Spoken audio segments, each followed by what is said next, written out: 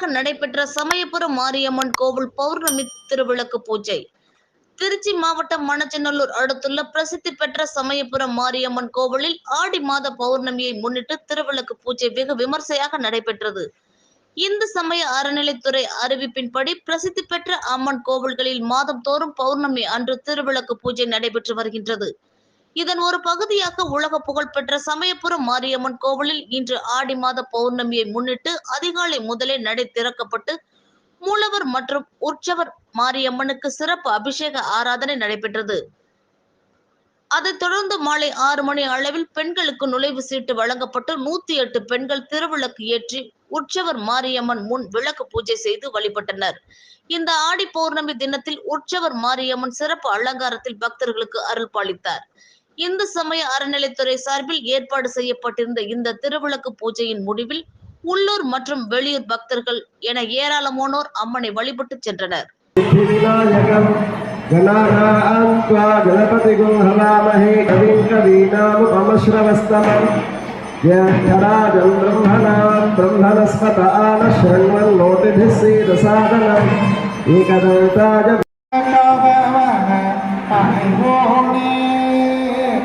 தந்தை வளர்த்தால் அருள்கை தனியோனே அந்தோனே பொருளாதாரமுக்கு அருள்வாயே இச்சானே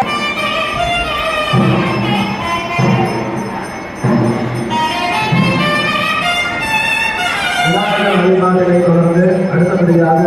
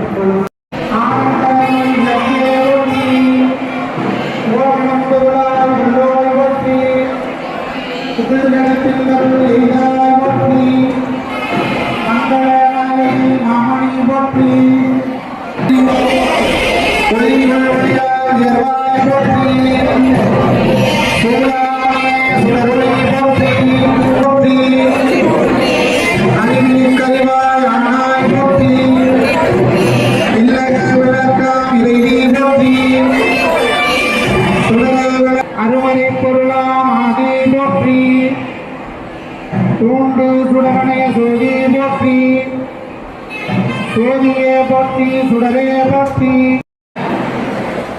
திருச்சிற்றம்பலம். கலையாத கல்வியும் குறையாத வயதும் ஒரு கபடுபாராத நட்பும் கன்றாத வளமையும் குன்றாத இளமையும் பழுவி நீலாத உடலும் தன்னாவனும் தாழாத